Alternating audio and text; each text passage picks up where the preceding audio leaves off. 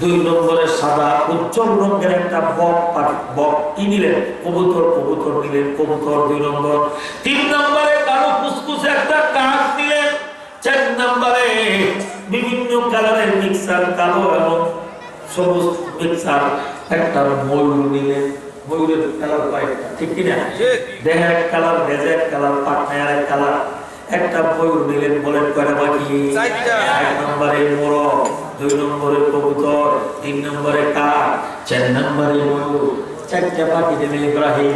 আল্লাহ বলেন, ইব্রাহিম পাখি চাইতে জবাই করো। আর তুই করো মরক বইবে ছেড়ে জীবিত করো, পেটে দেখাবো, জবাই করো। হযরত ইব্রাহিম করলেন, 4টা পাখি জবাই করলেন। জবাই করার পরে কয় চামড়া ছিলাম, এইবার গোশতগুলো ছোট ছোট করে টুকরো করে কাটো। ইব্রাহিম খলিল আলাইহিস সালাম এবার মোরগ, কবুতর, কাক, ময়ূর 4টির গোশত ছোট ছোট টুকরা করে কাটলেন। এইটা যখন শেষ করছেন, আল্লাহ কয় গোশতগুলো মিক্সার করো, মাখাও। আমরা গ্রাম্য ভাষায় কি বলি? মিক্সার করো, মিশ্রিত করো। ইব্রাহিমের খলিল মোরগ, কবুতর, কাক, ময়ূরের গোশতগুলো সব এক করে মাথায় ফেললেন, মিক্সচার করে ফেললেন। এখন গোশত 2টা, হাড্ডি 2টা, বড় বড় কোনটা মোরগ, কোনটা কাক, কোনটা ময়ূর, কোনটা কবুতর, এইভাবে ছোট ছোট মিক্স করে যখন মিক্সার করলেন, আল্লাহ বলেন এবার 4 ভাগ করো, ভাগা দাও। কয় ভাগা? 4টে ভাগা দিয়েছে। 4টে ভাগা, এবার পোটলা করো, পোটলা বাঁধলো। 4টে ভাগা পোটলা বাঁধলেন। এবার আল্লাহ ডাক দিয়ে কয়, ইব্রাহিম তুম্মা জাআল আলা কুল্লি জাবালিন মিনহুন্না জুজআ। এই 4টে ভাগাকে এক একটা ভাগা এক একটা পাহাড়ের উপরে তুমি রাইখা আসো। তাফসীরে আছে, ওই যে তোমার সামনে ডাক পাশে একটা উঁচু পাহাড়, ওই পাহাড়ের উঁচু চূড়ায় একটা পোটলা রাইখা আসবা। ওই বাম পাশে আরেকটা উঁচু পাহাড়, ওই পাহাড়ের চূড়ায় আরেকটা পোটলা রাইখা আসবা। ওই পিছনের ডান পাশে আরেকটা পাহাড়, ওই পাহাড়ের চূড়ায় একটা রাখবা। পিছনের বাম পাশে আরেকটা উঁচু পাহাড়, ওই পাহাড়ের চূড়ায় আরেকটা রাখবা। 4 ভাগা 4টা পাহাড়ের উপরে রেখে আসো। ইব্রাহিমের খলিল বড় মানুষ, আস্তে আস্তে পাহাড়ের উপর উঠে 4টে পোটলা 4 জায়গায় রেখে আবার আগের জায়গায় তিনি এসে দাঁড়ালেন। আল্লাহ বলেন, থুম্মা দুউহুন্না। এবার 4 পাখির নাম নিয়ে তুমি এখান থেকে ডাক দাও। সুবহানাল্লাহ। মৃতকে জীবিত করি কেমনে তুমি দেখতে চাও? এবার দেখো আমি আল্লাহর কুদরত, আমার ক্ষমতা, আমার দ্বারা কি হয়। হযরত ইব্রাহিমের খলিল এখানে দাঁড়ায় ডাক মারলেন, এই মোরগ, কবুতর, কাক, ময়ূর, তোমরা আল্লাহর হুকুমে আমার কাছে চলে এসো। আল্লাহর হুকুমে আমার কাছে চলে এসো। বিসমিল্লাহ। হযরত ইব্রাহিমের খলিল আলাইহিস সালাম তাকায় দেখতেছেন মুরগির গোশত হাড্ডিগুলো একটার সাথে আরেকটা চারদিক থেকে উইরা এসে এক হয়ে গেল, খাসা হয়ে গেল। দিনের বেলায় চোখের সামনে মাংসগুলো একটার সাথে আরেকটা লেগে গেল, উপরের চামড়া ফিটিং হয়ে গেল, মোরগটা উড়াল দিতেছে। এইবার কবুতরের হাড্ডিগুলো এক হয়ে কঙ্কাল হয়ে গেল, গোশত ঢেকে গেল, কবুতরের চামড়া পাতনা লেগে গেল। এইবার কবুতরটা উড়াল দিতেছে। তারপর একই ঘটনা, ময়ূরের হাড্ডিগুলো, মাংসগুলো, চামড়া, গোশত এসে এক হয়ে গেল। ইব্রাহিম আলাইহিস সালাম কয়, আল্লাহ আমার কাছে আসো। ইয়াতিনাকা সাইয়া। 4টে পাখি উড়াল দিয়া ইব্রাহিমের খলিলের 2 হাতের উপর এসে বসলো। সুবহানাল্লাহ। সাইয়া অতি দ্রুত গতিতে উড়াল দিয়ে এসে ইব্রাহিমের হাতে বসছে। ওয়ালাম আন্নাল্লাহা আলা কুল্লি শাইইন কাদির। জেনে রেখো, আল্লাহ রাব্বুল আলামিন নিশ্চয়ই মহা পরাক্রমশালী এবং বিজ্ঞ। সুবহানাল্লাহ। ইব্রাহিম আলাইহিস সালাম গুরুত্বটা দেখে হাতে গুরুত্ব এই যেটা বাড়িতে দিয়ে নিয়েছি। কবুতর তো এই যেটা জন্ম দিয়েছি, আরে কাক তো এই যেটা জন্ম দিয়েছি, আরে ময়ূর তো এই পরিচিত, এই যেটা জন্ম করছি এই তো। এবার বলেন জীবিত করবেন কে? আল্লাহ পারে কি পারে না? এবার আসেন সূরা ইয়াসিনের শেষ পৃষ্ঠার ভিতরে আরেকটা মজার ঘটনা সম্পর্কে। আনাস ইবনে ওয়াইল নামে এক কাফির আবু জাহেলের চেলা, কার চেলা আছে না? আবু জেহেলের চেলা আস ইবনে ওয়াইল নামে একটা কাফের রাসূলকে জব্দ করার জন্য, পুনরুত্থানকে অস্বীকার করার জন্য এইবার কি করছে জানেন? গুরুস্থানে যাইয়া, কবরস্থানে যাইয়া বড় মানুষের হাতের একটা হাড্ডি নিয়ে আসছে। এখানে একটা লোক হাড্ডি আছে না আমাদের সবার পাইপের মতো, ওই হাড্ডিটা নিয়ে আসছে কবর থেকে, বহু পুরোনো কবর।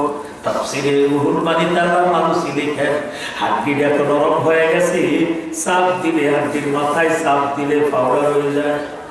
কি হয়ে যায়? পাউডার হয়ে যায়। ফু দিলে উড়ে যায়, বাতাসে মিশে যায়।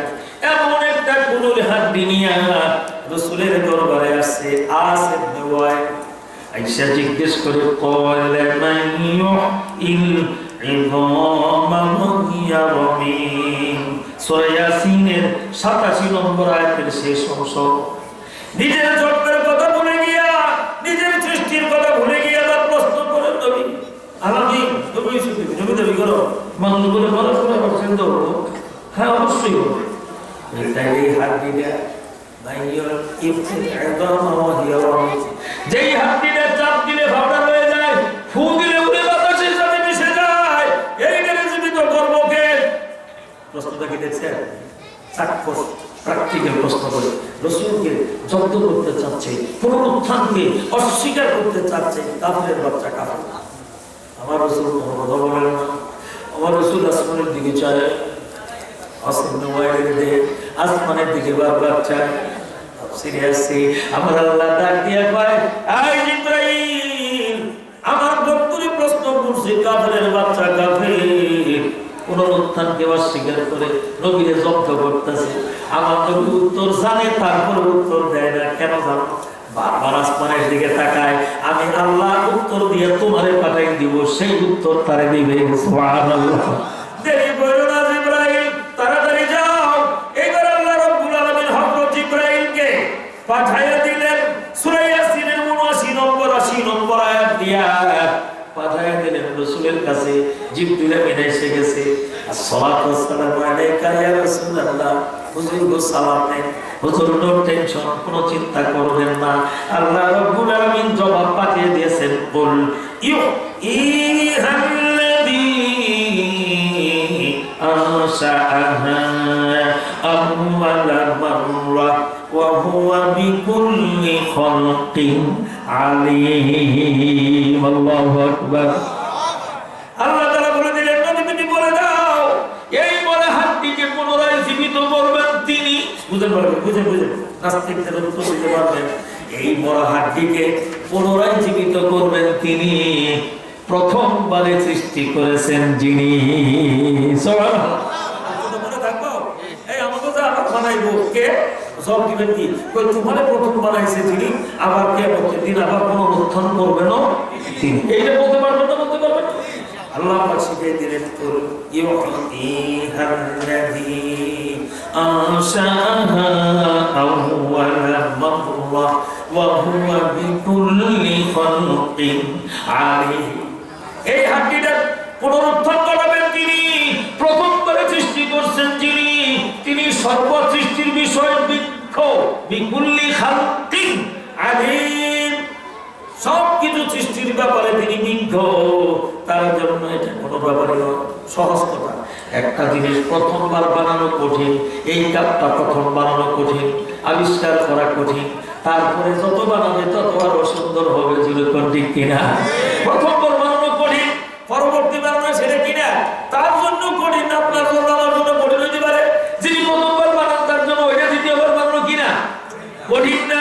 এই জন্য বলছেন এটাকে জীবিত করবেন তিনি, প্রথমবার বানিয়েছেন যিনি, তিনি সমস্ত সৃষ্টির ব্যাপারে বিজ্ঞ। সুবহানাল্লাহ। আমার প্রায় বন্ধুরা আলোচনা লম্বা হয়ে যাচ্ছে। আজকে আমাদের দিনের ভিতরে মাঝে মাঝে ধোঁকা আসবে, ওই ধোঁকায় শয়তান বলবে আসলে কি মরার পরে মানুষ জীবিত হবে। শয়তানের নজর পোষা কবরের দিকে, আসলে কবরের জন্য বাড়ি দিকে আসছে, আসলে দিন আল্লাহ জীবিত হিসেবে বুঝুরা দেখতেছি। শয়তানে কি করে ওয়াসওয়াসা দিবে, আপনার ঈমান নামক মহামূল্যবান সম্পদটারে শয়তান চুরি করে দিয়ে আপনারা জাহান্নামে দিবে। এইটাই তার কাজ।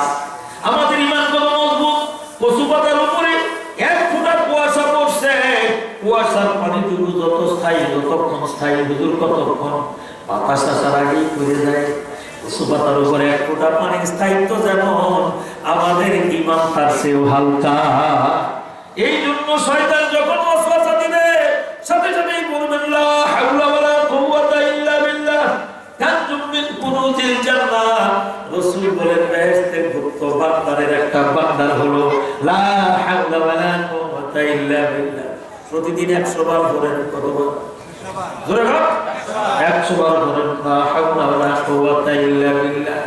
লাম তুসিবহু ফাকাতুন, রাসূল বলেন, তিরমিজির হাদিস, তাকে কোনদিন দারিদ্রতায় ধরবে না।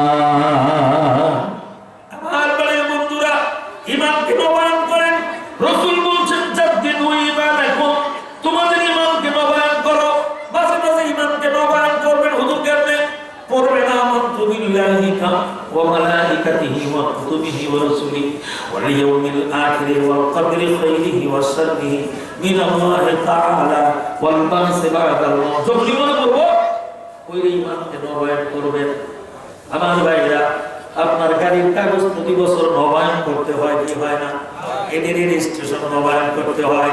আপনার ঈমানের রেজিস্ট্রেশন নবায়ন করবেন। যখনই ধোকা লাগবে তখনই মনে হবে, তখনই কমপক্ষে ছোট রাখুন। যদি সময় না পান, আমানতু বিল্লাহি কামা হুয়া বিআসমাইহি ওয়া সিফাতিহি ওয়া কাবিলতু জামি আহকামিহি ওয়া আরকানিহি। তাও যদি না পারেন, পরের কলেমায়ে শাহাদাত আশহাদু আল্লা ইলাহা ইল্লাল্লাহু ওয়াহদাহু লা শারীকা লাহু ওয়া আশহাদু আন্না মুহাম্মাদান আবদুহু ওয়া রাসূলুহু। আল্লাহ বলেন না, যখনই বলবো বসন্তের ওয়াসওয়াসা, তখন ঈমানদারে কি করবেন? নবায়ন করবেন। ঈমানদারে কি করবেন? নবায়ন করবেন। বেশি বেশি আস্তাগফিরুল্লাহ বলবেন। আস্তাগফিরুল্লাহ, আস্তাগফিরুল্লাহ, আস্তাগফিরুল্লাহ, আস্তাগফিরুল্লাহ।